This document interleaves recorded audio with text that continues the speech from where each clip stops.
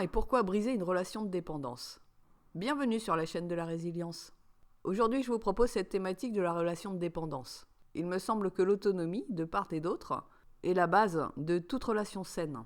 Il nous est tous arrivé de créer des liens de dépendance ou de codépendance, ou même de se faire piéger dans ce type de lien, qui à la longue devient pénible jusqu'à l'insupportable.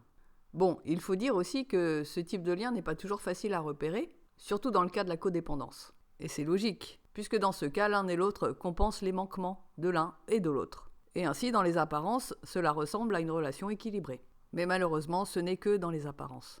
Prenons un exemple bateau. Monsieur et Madame X possèdent une très grande maison. Ils jouissent d'une situation fort privilégiée et tiennent par-dessus tout, non seulement à leur statut social, mais surtout à s'affranchir des corvées et autres réjouissances liées à l'entretien de leur patrimoine. Et puis, ils aiment bien se faire servir également. Ils le peuvent, alors ils ne vont pas s'en priver. Ils vont donc tout naturellement employer du personnel pour faire à leur place ce qu'ils n'ont pas envie de faire. Ils sont parfaitement en capacité d'entretenir leurs biens. Seulement ils n'en ont pas envie et cultivent une certaine répugnance par rapport à tout ça. Alors ils vont aller chercher une personne pour faire le ménage et une personne pour faire le jardin. Et ils vont s'auto-convaincre qu'ils aideront ces deux personnes, parce qu'ils vont créer des emplois. En face, il y a Madame Lambda. C'est une maman solo de 2 enfants qui a bien des difficultés à concilier le temps à consacrer à ses enfants et le fait de faire bouillir la marmite toute seule pour 3 personnes. Il y a aussi Monsieur Z. Monsieur Z, qui vient de se faire licencier après 30 ans de bons et loyaux services, mais qui n'est pas encore à l'âge de la retraite. Bref, trop vieux pour retrouver du boulot, et encore trop jeune pour profiter de sa rente. Voilà donc une situation parfaite pour créer des liens de codépendance.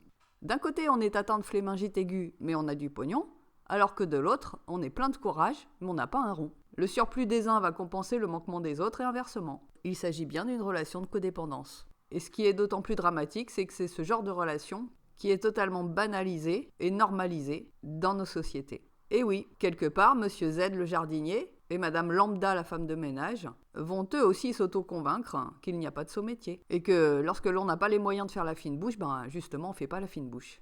Bien, alors qu'est-ce qui ne va pas dans ce lien de codépendance? Un lien qui, au demeurant, peut rester tout à fait courtois de part et d'autre. Eh bien, tout simplement, c'est une situation qui ne respecte pas les besoins profonds ni des uns ni des autres. Les liens de codépendance ne font que nourrir ou tranquilliser les égos, et rien d'autre. Il n'y a rien de pérenne, rien d'épanouissant dans ce type de situation, ni pour les uns ni pour les autres. Pourquoi? Simplement, si l'un ou l'autre des acteurs, pour X ou Y raison, venait à sortir de ce système de codépendance, on en reviendrait strictement au point de départ. On ferait le constat qu'il n'y a aucune évolution depuis le début. Les manques et les défaillances ne seraient pas comblés, pas résolus, et certainement même que celles-ci seraient largement amplifiées. Bon, il ne s'agit pas là de remettre en question le système salarié-employeur, même si cela doit poser question parfois. Non, la première chose à questionner dans une relation de codépendance, lorsque l'on a repéré ce type de lien, c'est tout simplement de questionner ses réels besoins, c'est-à-dire ses manques, ses propres failles ou ses incompétences.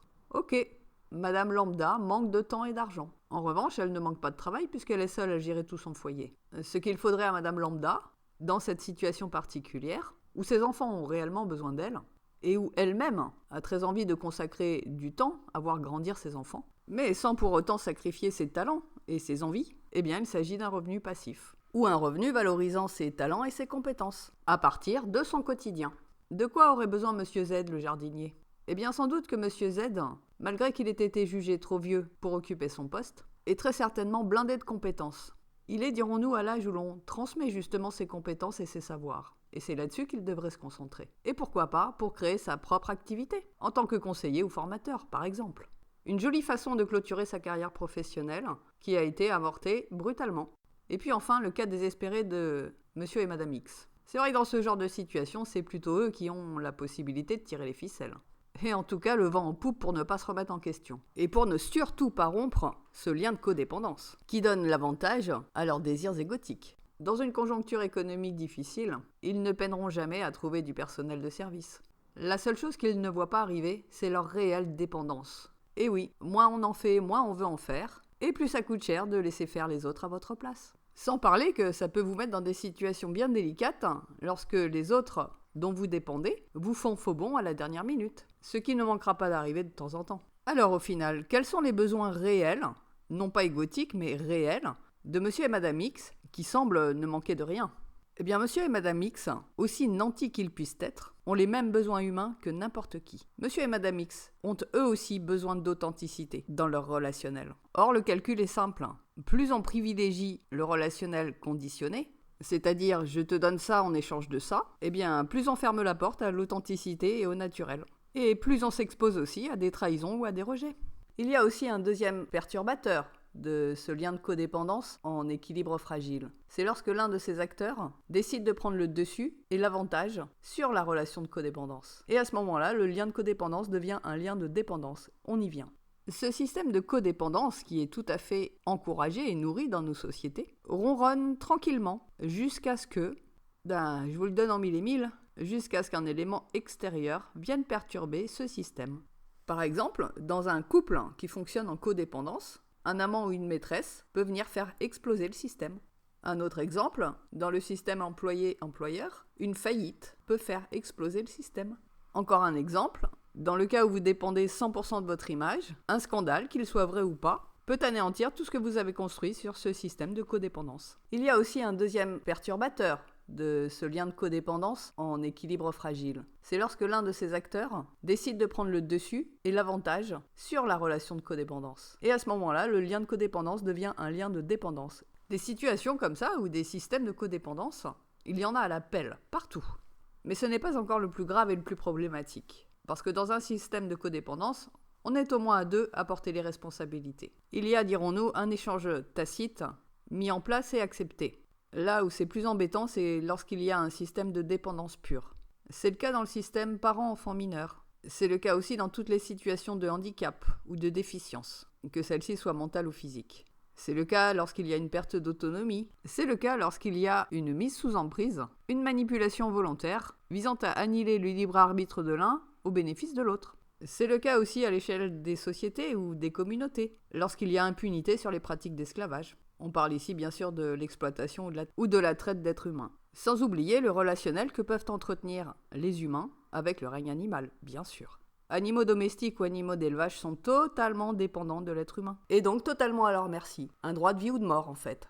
Bon alors, qu'est-ce qu'on fait de ces liens de codépendance et de ces liens de dépendance ? Est-ce qu'on a intérêt à maintenir un lien de codépendance qui risque de basculer dans la dépendance ? Juste parce qu'au jour le jour, ça nous donne un sentiment de sécurité ? Est-ce que l'on doit briser ces liens coûte que coûte, au risque de faire exploser sa situation matérielle, son couple, sa famille ? Est-ce que l'on doit appeler à l'aide lorsque l'on prend conscience que l'on est pris au piège dans une situation de dépendance ? Ou est-ce qu'il est mieux de fuir à toutes jambes ? Si l'on regarde les choses sous ces angles-là, on n'a pas envie de faire quoi que ce soit en fait. Face à l'ampleur de ces problématiques, on aurait plus tendance à refermer le dossier vite fait et à laisser les choses se faire par elles-mêmes. Et c'est ce qu'on fait d'ailleurs la plupart du temps. Les années filent ainsi et un jour on se rend compte qu'on est passé à côté de sa vie. Qu'on a laissé en jachère tous ses talents, qu'on a laissé s'éteindre gentiment tous ses potentiels, tous ses rêves, et qu'on s'est empoisonné la vie pour ne même pas réaliser ce qui nous tenait vraiment à cœur. Bon, on peut dire que c'est comme ça, que c'est la vie, si on veut, c'est un choix. Mais comme ici on est sur la chaîne de la résilience, alors moi j'ai d'autres propositions à faire. D'abord parce que je suis aussi passée par ces phases-là, des phases de découragement et de fatalisme, mais aussi et surtout parce que j'ai expérimenté la résilience, le fameux ni bourreau, ni victime, ni sauveur. Et là, évidemment, toutes les solutions apparaissent pour s'extraire, justement, des liens de codépendance et de dépendance. Je dirais que les liens de dépendance ne se traitent pas de la même façon que les liens de codépendance. Ça, c'est la première chose. S'occuper d'un lien de dépendance est beaucoup plus urgent que s'occuper d'un lien de codépendance, évidemment. Parce que qui dit dépendance dit abus d'un côté et sacrifice de l'autre. Clairement, qui a envie de sacrifier sa vie, son bien-être, sa santé, ses projets, ses acquis, au bénéfice d'un abuseur ? Il n'y a pas grand monde, enfin je l'espère. Donc lorsque l'on prend conscience que l'on est dans une situation de dépendance, que l'on se situe du côté du potentiel abuseur ou de l'abuseur, exactement de la même façon que l'on peut se situer du côté de l'abusé ou du potentiellement abusé, bien on évite de laisser cette situation s'enliser et se résoudre par elle-même. Parce qu'il y a très peu de chances que ça se passe bien. Lorsqu'un ego se met en mode bourreau, on est sûr à 100% qu'il en voudra toujours plus et encore plus, donc ça ne s'arrêtera jamais. Cette situation de dépendance ne fera donc que s'envenimer avec le temps. L'intérêt pour tous les acteurs de cette situation, bien, c'est que quelqu'un mette les pieds dans le plat au plus vite. C'est-à-dire trouver le moyen de calmer immédiatement les velléités de celui qui est en mode bourreau, l'abuseur, et en même temps de trouver le moyen de mettre celui qui est en position de victime, d'abusé, à l'abri et en sécurité.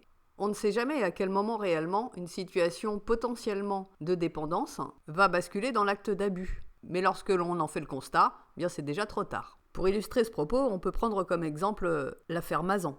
La seule personne qui a eu le bon réflexe dans toute cette histoire, bien c'est le vigile. Le bourreau principal de l'affaire, enfin condamné aujourd'hui, était déjà passé à l'acte depuis des décennies, et non pas depuis 10 ans.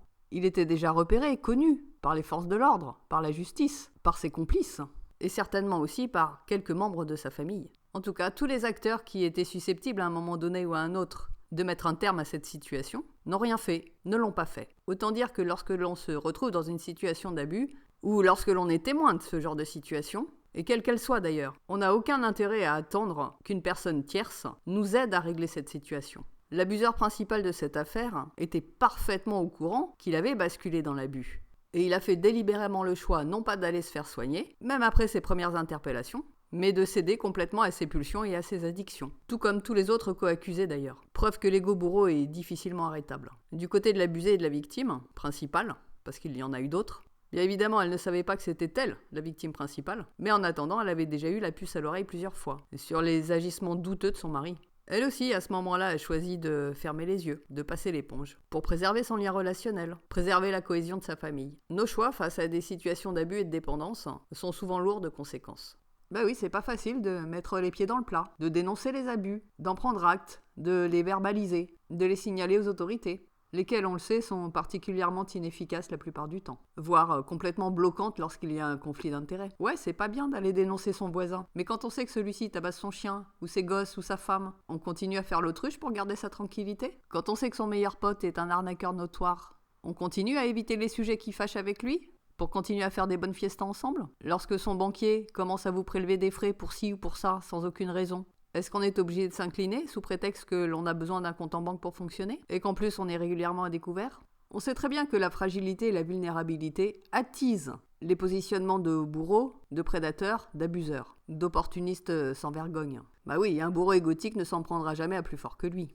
Alors justement, lorsque l'on vit une période de fragilité, de faiblesse, de vulnérabilité, c'est là qu'il convient de faire attention à ce qui se passe autour de soi, aux choix et aux décisions que l'on va prendre, pour précisément ne pas créer de liens de codépendance avec qui que ce soit ou avec quoi que ce soit, lesquels liens ont toutes les chances de devenir après des liens de dépendance, puis en dernier lieu à des liens d'emprise. Maintenant, lorsque quelqu'un ou un être vivant dépend de nous, eh bien c'est correct de prendre acte de cette dépendance, qui n'est pas forcément voulue par l'être dépendant, et c'est tout à fait correct et responsable d'être observateur de ses propres comportements vis-à-vis de cet être vulnérable, précisément, et de s'auto-corriger ou de demander de l'aide lorsque l'on sent que l'on bascule sur un abus. C'est en soi pas si difficile à repérer. Vis-à-vis d'un être humain, la règle d'or, c'est de respecter son libre arbitre. Et vis-à-vis d'un animal, eh bien, c'est de respecter sa nature. À chaque fois qu'on enfreint cette règle d'or, on bascule dans l'abus. Alors bien sûr, vous allez me dire, mais peut-être que l'être humain en face de nous n'est pas capable de verbaliser son accord ou son désaccord. Eh bien dans ce cas, c'est simple aussi, il suffit de faire l'effort de se mettre à sa place. Et ça s'appelle de l'empathie, ni plus ni moins. Et pour ce qu'il en est de l'animal, eh bien on arrête de faire des projections anthropomorphiques, déjà premièrement, et puis on se renseigne un petit peu sur quelle est sa nature et quels sont ses besoins. Ce simple exercice sur le respect du libre arbitre, je peux vous certifier que ça remet vraiment l'église au milieu du village. Voilà, on a vu le cas du lien de dépendance. Et oui, c'est une urgence. Et oui aussi, lorsque l'on n'a pas d'autre choix que de faire exploser ce lien pour mettre fin aux abus, c'est ce qu'il convient de faire, sans aucun regret et sans aucune culpabilité. Bien, maintenant voyons un petit peu ce qu'il en est du lien de codépendance. Qu'est-ce qu'on en fait, comment on le gère, et déjà comment est-ce qu'on le repère? Bon, déjà un lien de codépendance, c'est beaucoup plus confortable qu'un lien de dépendance. On a le temps d'analyser la situation, de comprendre pourquoi ce lien a été créé de cette façon-là, et bonne nouvelle, on n'est pas obligé de tout faire exploser pour changer la nature toxique de ce lien. On a la possibilité de le faire évoluer d'une très belle manière, comme on a la possibilité d'y mettre un terme de façon courtoise et respectueuse. Je l'ai précisé en début de podcast, un lien de codépendance est un lien d'acceptation tacite de part et d'autre. Ce n'est pas au départ un lien conflictuel, mais plus un lien commercial, un lien d'échange de bons procédés. Je t'offre quelque chose en échange de cette autre chose. Par exemple, je t'offre la jouissance de cet appartement en échange d'un loyer. Voilà, il y a un lien de codépendance entre locataire et bailleur. Ce peut être aussi Je t'offre la sécurité matérielle et financière en échange que tu t'occupes des enfants et de la maison. Voilà un autre type de lien de codépendance, celui-là entre mari et femme, ou du moins entre conjoints. Un dernier exemple, je t'offre gratuitement ou à charge minima l'accès aux infrastructures publiques, en échange de quoi tu me verses un pourcentage de tes revenus. Et cela s'appelle un lien de codépendance entre le citoyen et l'état du pays dans lequel il vit. Bon, vous voyez à quel point le lien de codépendance est fragile dans son équilibre, même si au départ les termes du contrat sont acceptés. Avec un lien de codépendance, on n'est jamais à l'abri d'un abus, bien au contraire. Si l'on veut que celui-ci perdure et continue à fonctionner dans les termes initiaux du contrat, il faut rester en vigilance permanente. Et surtout réagir instantanément lorsque l'un ou l'autre des contractants commence à tirer la couverture vers lui, ou commence à remettre en cause les termes tacites du contrat. Vous voyez, comme un employeur qui vous demande de faire des heures supplémentaires, mais avec une volonté claire de ne pas vous les payer. Ou bien votre assureur qui augmente régulièrement les primes d'assurance sans vous proposer d'avenant de contrat. Ou peut-être l'État qui augmente encore vos impôts et qui en même temps ferme les services hospitaliers proches de chez vous. Bon, en résumé, un lien de codépendance, quels qu'en soient les acteurs, ne devrait être que provisoire. En fait, on devrait considérer qu'une relation de codépendance est une relation à durée déterminée, qu'on ne devrait jamais s'appuyer dessus sur du long terme. Alors pour ça, on n'est pas obligé de changer d'assureur ou changer de conjoint tous les 4 matins. Simplement, on peut faire le point au moins une fois par an, peut-être 2 fois par an, pour dire clairement ce qui ne convient plus dans les accords tacites. Voir si l'autre contractant serait d'accord pour changer les modalités, pour proposer d'autres accords ou d'autres modalités. Vous voyez, dans l'exemple du couple ultra classique où monsieur va travailler, ramène le salaire et madame reste à la maison pour élever les enfants. C'était juste un exemple old school et un peu caricatural. Bref, admettons qu'à un moment donné, madame en ait marre de rester à la maison, à faire toujours la même chose. Le ménage, l'intendance, les enfants, le ménage, les enfants, l'intendance. Bon, au bout d'un moment, disons qu'elle aimerait que ça change un petit peu de musique. Elle aimerait peut-être travailler, elle aussi. Développer des activités, reprendre ses études, consacrer ses journées à autre chose. Et bien dans ce cas-là, les modalités de la relation de codépendance changent. Et c'est important d'en parler avec toute la famille, non pas pour demander la permission ou quoi que ce soit de ce genre, mais pour au moins permettre au conjoint d'exercer son libre arbitre et de dire si oui ou non, cette relation, dans ces nouvelles conditions, est acceptable pour lui. Et si c'est ok, on réorganise tout le fonctionnement de la famille. Si c'est pas ok, c'est séparation ou divorce, point. Mais c'est peut-être aussi une volonté complètement différente. Par exemple, si c'est le conjoint qui lui en a marre du métro boulot dodo et qu'il a le sentiment de n'être regardé que comme une carte bleue, un chéquier ou un compte en banque, voilà, lui aussi a peut-être envie de passer plus de temps à la maison, de faire plus de choses avec ses enfants et avec son épouse. Peut-être que tous ensemble, ils auraient envie de tenter une expérience différente de la vie de famille. Et sans doute aussi que tous ensemble, ils auraient envie de faire évoluer ce lien de codépendance en un lien beaucoup plus symbiotique, un peu plus harmonique, un peu plus singulier. Dans les liens relationnels, le plus important, c'est la communication, et plus particulièrement la qualité de la communication. Et si l'on se braque dans une communication d'ego contre ego, c'est foutu. C'est ce qu'il se passe dans les relations de dépendance pure, mais c'est encore sauvable dans une relation de codépendance. Reprenons cette fois l'exemple de l'employeur et de l'employé. L'employeur a besoin de quelqu'un pour effectuer une tâche ou un service qu'il ne peut pas ou ne veut pas faire. Le salarié accepte la tâche moyennant rétribution. Ok, jusque-là, on est sur un lien de codépendance.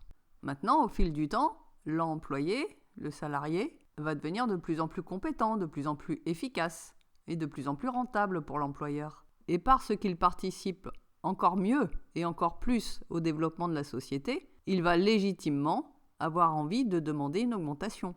Et donc ne va plus être d'accord avec les modalités initiales du contrat. L'employeur le sait forcément, il le constate.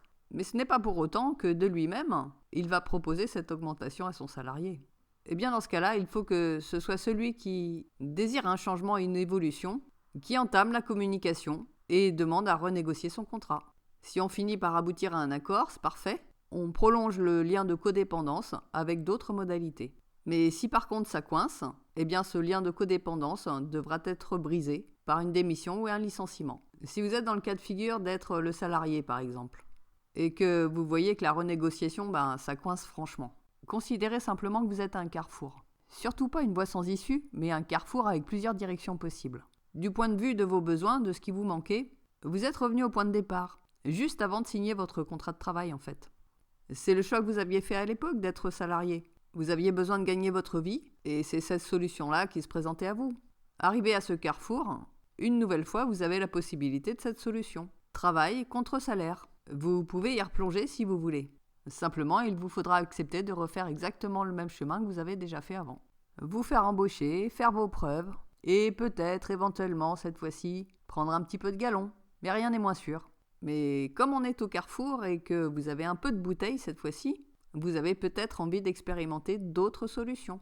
Là, c'est pile le moment, et le refus de votre employeur pour votre augmentation est une opportunité en or pour vous de faire le point, les remises en question nécessaires et de comprendre surtout que la relation de codépendance salarié-employeur que vous avez accepté de laisser s'installer révèle de vous vos manques, vos failles, vos besoins non satisfaits par vous-même. Quels sont-ils ? Bien, il faut les verbaliser, les écrire, faire une liste. Alors, pourquoi j'ai pris ce boulot alors que c'est pas franchement ce qui m'intéresse dans la vie ? Voici des exemples que l'on peut mettre sur sa liste. Ce n'est pas exhaustif, bien sûr, c'est à chacun de faire ses listes. Mais bon, allons-y, vous allez voir qu'on va découvrir beaucoup de choses. J'ai sauté sur ce boulot parce que j'étais dans l'urgence financière. J'ai fini par accepter ce job parce que ça faisait 2 ans que j'étais au chômage. J'ai pris ce job parce que ça correspondait relativement bien à mes études et mes diplômes.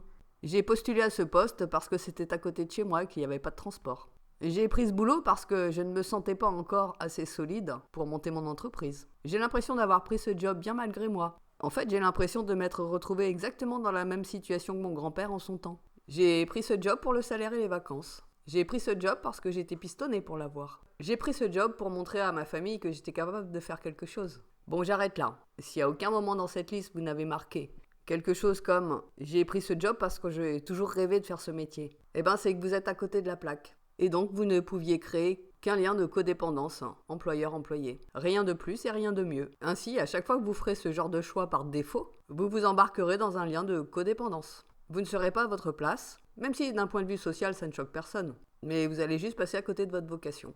Tout du moins d'une activité qui vous épanouirait complètement. Alors c'est là qu'on en vient au véritable nœud du problème. On va enfin pouvoir toucher les failles, mais également vos ressources. Le pourquoi exact qui vous a fait accepter ce lien de codépendance. Est-ce que par exemple, vous auriez accepté cette activité s'il n'y avait pas eu de salaire à la clé ? Si la réponse est nette et tranchante, évidemment que non, jamais de la vie. Bien votre faille, c'est le manque d'argent. Et plus exactement, le manque d'autonomie par rapport à l'aspect financier. Vous êtes dépendant d'une ressource financière extérieure, en échange de laquelle vous donnez en premier lieu votre temps de vie, puis ensuite vos efforts, vos compétences, vos savoir-faire, et sans doute aussi vos qualités humaines. Sans oublier au passage un pourcentage non négligeable de vos revenus à tout un tas d'organismes privés et d'État qui comptent sur vous pour se générer du revenu passif. Ouais, l'entreprise et le salariat, c'est tout bénef pour eux. Fin de la parenthèse. Donc en résumé, dans ce cas de figure, le lien de codépendance est le suivant. De l'argent contre votre temps de vie et vos capacités. Est-ce que le jeu en vaut la chandelle ? C'est à vous de le déterminer. Maintenant, regardons les choses autrement. Vous venez de mettre le doigt sur votre faille principale, le manque d'autonomie à l'argent. Mais vous avez mis le doigt aussi sur votre ressource principale, le temps. Alors imaginez simplement que ce manque d'argent n'existe plus. Imaginez juste un instant que vous avez gagné au loto ou que vous avez hérité. Bref, vous devenez libre financièrement. À quoi occuperiez-vous vos journées ? Qu'est-ce que vous feriez de tout votre temps ? Visualisez-vous dans tout ce que vous aimeriez faire, être, découvrir, expérimenter, avec tout ce temps dont vous disposez maintenant que vous êtes en liberté financière. Prenez tout le temps nécessaire de ce rêve. Et ne vous contentez pas de vous projeter dans les toutes premières années ou les premiers mois, mais projetez-vous dans les 20 ou 30 ans qui suivent. Pourquoi aussi loin dans le temps ? Parce que les premières choses auxquelles on pense sont en rapport avec vos frustrations. Ce sont des réparations de celles-ci. Et il faut aller beaucoup plus loin pour se découvrir réellement tel que l'on est. Alors, qui seriez-vous à 50 ans, 60 ans, 70 ans ? Dans quel genre d'activité est-ce que vous pourriez vous projeter à ces âges-là ? Quel type de personnes constituerait votre entourage ? Qu'est-ce que vous auriez envie d'offrir ou de proposer au monde qui vous entoure, aux gens qui vous entourent ? Je vous le rappelle, vous le pouvez, vous êtes libre financièrement. Si vous faites cet exercice correctement, voilà ce qui va se passer. Vous allez commencer à créer un univers sur mesure pour vous, avec un maximum d'éléments qui vous correspondent. C'est tout ça que l'on va s'employer dorénavant à inclure dans son présent. Vous verrez qu'il y a déjà un certain nombre de choses que vous pouvez faire tout de suite, et de façon très concrète, même si ce n'est pas exactement sous la même forme que vous avez visualisé. On est d'accord, vous avez toujours ce problème de manque à l'argent. Mais le temps, l'imagination, la créativité, vous l'avez aussi. Et c'est bien à partir de vos ressources personnelles que vous allez pouvoir construire votre complétude financière. Et cette fois-ci, vous n'aurez plus jamais besoin de vous embarquer dans une relation de codépendance. Oui, peut-être que la codépendance va encore exister pendant cette période de transition, mais c'est provisoire cette fois-ci. Et vous savez que vous avez une porte de sortie. Une fois de plus, je ne vais pas vous embarquer juste dans de la théorie. Je vais vous proposer un exemple concret. On va dire au hasard que à 70 ou 80 ans, ou même avant, vous vous visualisez dans un avion, en train de voyager, vous adorez les voyages. Concrètement, les voyages, ça prend du temps et ça coûte très cher. On est d'accord. Sans ressources financières, le voyage, c'est très compliqué. Par contre, dès aujourd'hui, vous pouvez déjà plonger dans cet univers qui vous attire, qui vous fait sentir libre et vivant, qui vous fait aimer la vie tout simplement. Et même sans argent. Qu'est-ce que vous pouvez faire? Bien, vous pouvez regarder des reportages de voyage. Vous avez une connexion internet, n'est-ce pas? Donc c'est possible. Vous pouvez aller à la bibliothèque pour prendre des livres, des récits de voyage. Ça aussi c'est gratuit. Vous pouvez vous amuser à dessiner ou à peindre des paysages que vous aimeriez visiter en vrai. C'est faisable, non? Vous pouvez même vous amuser à faire des collages, à inventer des brochures de voyage. Vous pouvez vous intéresser aux spécialités culinaires des pays que vous aimeriez visiter et vous mettre en cuisine. Vous pouvez commencer aussi à apprendre des langues, à créer, je sais pas moi, un style vestimentaire qui correspond au pays que vous avez envie de visiter. L'idée générale, c'est de vous immerger complètement et concrètement dans l'univers sur mesure que vous venez d'imaginer. Et surtout de laisser déborder cet univers dans votre vie quotidienne. Ça, c'est la toute première étape, celle qui va fixer vos objectifs, qui va vous donner votre cap et votre direction à prendre. Arrivé à cette étape-là, votre mental va vous arrêter, et c'est normal. Il va vous dire que tout ça n'est pas pour vous, que vous n'y arriverez jamais, que c'est de l'utopie, que vous n'allez être que dans la frustration à continuer comme ça. Ce genre de choses qui ramènent à la réalité, bien sûr. Mais acceptez cette étape, elle est normale. Et je vais vous donner à présent la clé pour en sortir. La clé pour justement tromper votre mental. Lorsque vous en serez arrivé à cette étape-là, où tout est encore quelque part imaginaire, et où votre objectif n'est pas atteint en fait, où la réalité concrète vous rattrape, eh bien faites ceci. Commencez à faire tout ce que vous ne pourrez plus jamais faire lorsque vous avez atteint votre objectif. Lorsque vous serez parti en voyage tous les 4 matins, qu'est-ce que vous ne pourrez plus faire? Qu'est-ce que vous n'aurez plus le temps de faire? Parce que c'est ça l'idée justement, vous allez occuper votre temps à voyager. Vous verrez beaucoup moins vos amis et votre famille. Alors profitez-en maintenant. Vous n'allez plus avoir le temps de vous occuper de votre jardin, de votre maison. Alors profitez-en maintenant aussi. Arrangez avec soin tous ces petits espaces. Demain, vous ne les verrez plus.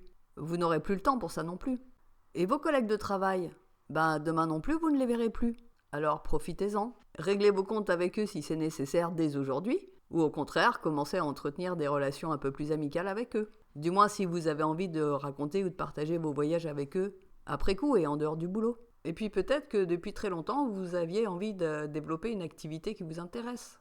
Ça peut être n'importe quoi, hein, du crochet, du tricot, du jardinage, du sport, peu importe. Est-ce que vous pourrez vous adonner à cette activité quand vous serez en voyage tout le temps? Non? Alors commencez-la dès aujourd'hui. L'idée générale à cette étape, c'est de tromper votre cerveau. De lui indiquer non pas que vous avez atteint vos objectifs, parce que vous le savez que c'est pas vrai, mais de lui indiquer que vous êtes parti au-delà de vos objectifs. Ce qui est trop loin et trop abstrait, le mental s'en fiche. Et là, il ne vous rappellera plus à l'ordre. C'est cette étape qu'on pourrait appeler l'étape du lâcher-prise. Vous savez ce que vous voulez, vous avez vos objectifs, vous savez que concrètement au présent c'est pas possible. Alors c'est pas grave, ça ne vous empêche pas de vivre. Bien au contraire, ça vous remet complètement dans le présent. Et ce faisant, bien, c'est comme ça que vous faites de la place pour accueillir tout ce qui va vous arriver à cette étape-là. En vous activant à faire tout ce que vous ne pourrez plus faire lorsque vous aurez atteint vos objectifs, vous allez forcer la vie, les circonstances, les opportunités à s'aligner avec ça. Et là, je vous prie de croire que vous allez vivre des choses complètement magiques. Et pour de vrai cette fois. Au moment où les synchronies vont commencer à se déclencher, vous ne pourrez pas passer à côté de toute façon, revenez à votre objectif premier, surtout. Ce n'était pas le voyage, c'était votre liberté, votre complétude financière. Et c'est grâce à cette énergie intermédiaire qu'est l'argent que vous allez pouvoir accéder à vos voyages. Si vous passez le voyage au premier plan, vous allez décrocher tout un tas de synchronicités liées au voyage, mais vous n'aurez pas plus d'argent pour autant. Et là, c'est un piège. Non, votre objectif principal, c'est votre complétude et votre liberté financière. Et c'est ce type de synchronicité que vous devez attirer et que vous devez déclencher. Nous voici arrivés presque à la fin de nos étapes. Mais celle-ci est très importante, évidemment. Dans votre imaginaire, votre univers est créé. C'est fait. Dans votre quotidien, vous êtes en train de régler les derniers détails qui vous permettront de partir tranquille, l'esprit en paix. Ça aussi, c'est en train de se faire. Si vous en êtes déjà arrivé là, vous pouvez grandement vous féliciter et commencer à apprécier votre joie intérieure, votre tranquillité, votre sérénité. Parce que ça commence à s'installer aussi. Regardez d'où vous êtes parti et constatez que ça va déjà beaucoup mieux. Quand vous en êtes là, vous êtes prêt à recevoir. Ça y est. Sauf que c'est pas ce que vous allez faire. Vous allez partager. On reste sur cet exemple du voyage et de la complétude financière. Mais cette méthode pas à pas sera applicable et transposable à tous les types de liens de codépendance.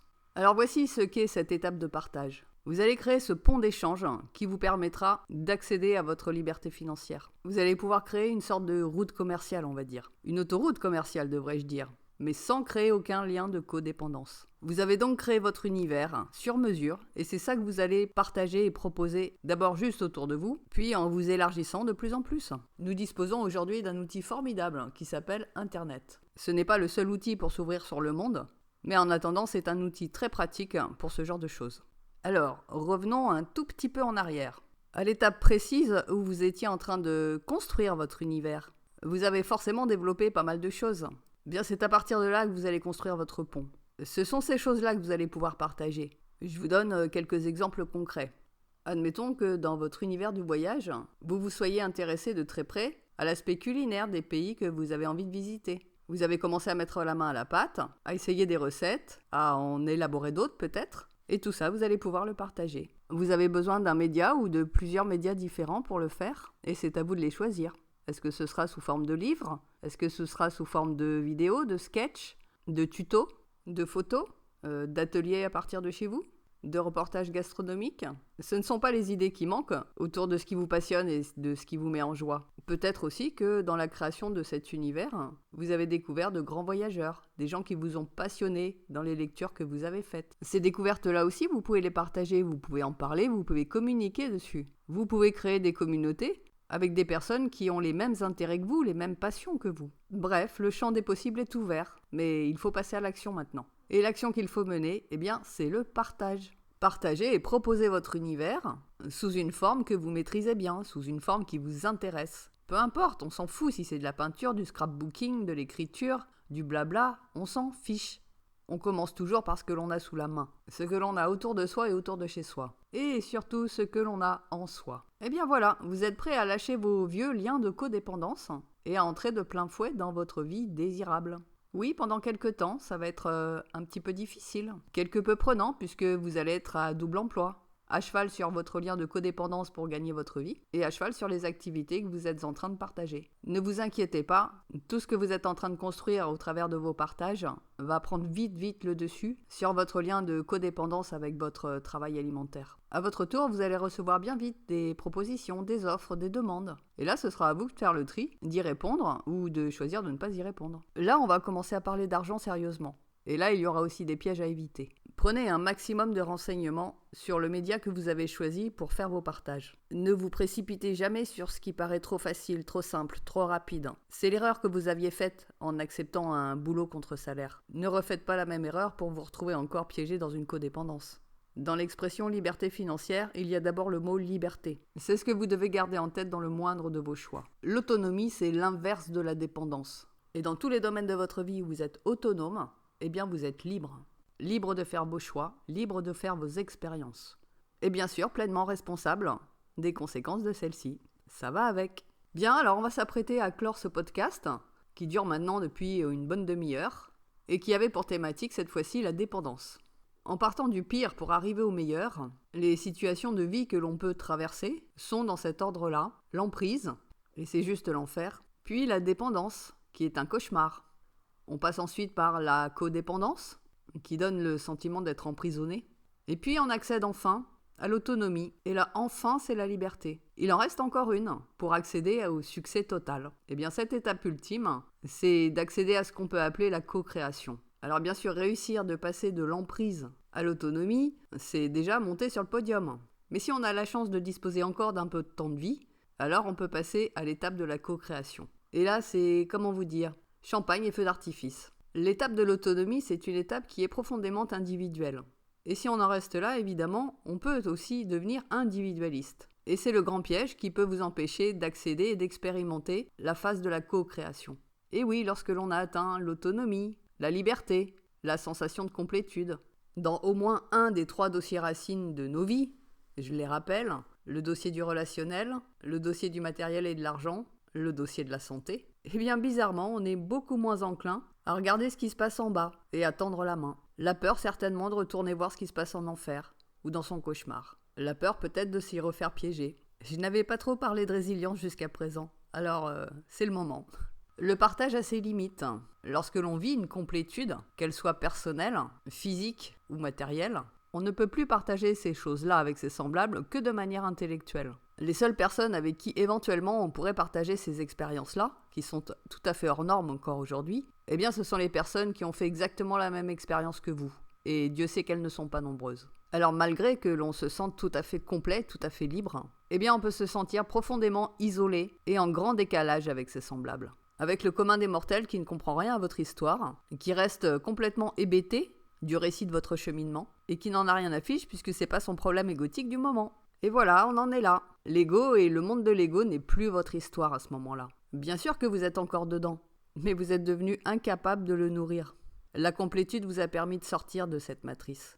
Certes, vous pouvez la regarder, la lire, la comprendre, mais vous ne pouvez plus y participer. Vous devez accepter de passer à autre chose, à complètement autre chose. Avant de réaliser vos 3 complétudes, parce qu'il faut les 3 quand même pour passer à la co-création, vous n'étiez qu'un pion de la société, un pion qui appartenait à une caste économique et sociale. En ayant atteint les 3 complétudes, vous devenez une conscience ou une âme, incarnée dans un corps, venue faire une expérience terrestre. Une expérience précise d'apprentissage, d'aide et ou de transmission. Vous n'êtes pas devenu un petit dieu, un calife à la place du calife.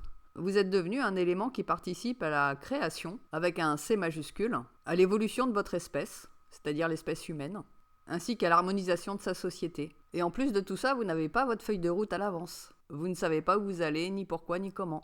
Votre seul guide, c'est votre intuition. Et votre énergie, bien, c'est celle de votre âme. Autrement dit, ce n'est plus la tête qui fait le boulot, mais c'est le cœur. C'est-à-dire une foi inébranlable. Pas facile à partager, n'est-ce pas? Je vais conclure sur la résilience maintenant. L'état de résilience que, par contre, on peut pratiquer même avant ses complétudes. Mais vous comprendrez bien que lorsque l'on accepte de laisser sa vie être guidée par le cœur et la foi, je ne parle pas de la foi religieuse, je parle de la confiance. Confiance en la vie et confiance en ses intuitions. Eh bien, on ne peut plus se permettre de basculer dans des actions, des réactions égotiques. On doit se maintenir hors de l'ego, et donc stabiliser son état de résilience. Parce que sinon, on ne peut plus accéder aux intuitions. Ni à la feuille de route qui se dévoile au fur et à mesure de ses avancées. C'est bien sûr un fonctionnement complètement différent de ce dont on a l'habitude, de ce dont quelque part on a été formaté. Et c'est un fonctionnement à l'aveugle, un fonctionnement presque au jour le jour, qui, avec le recul, suit une véritable logique d'évolution. C'est beaucoup plus intéressant la vie vue de ce point de vue-là. D'autant plus intéressant et palpitant lorsque l'on est parvenu à la complétude de soi, c'est-à-dire à ne plus souffrir d'aucune dépendance ni affective ni relationnelle, quand on est également parvenu à sa complétude financière et matérielle, et qu'on ne souffre plus d'aucune charge mentale liée à la survie au quotidien, et enfin lorsque l'on est parvenu à l'homéostasie, l'état de complétude de tous vos corps. Mais quel formidable programme! Rendez-vous au prochain podcast!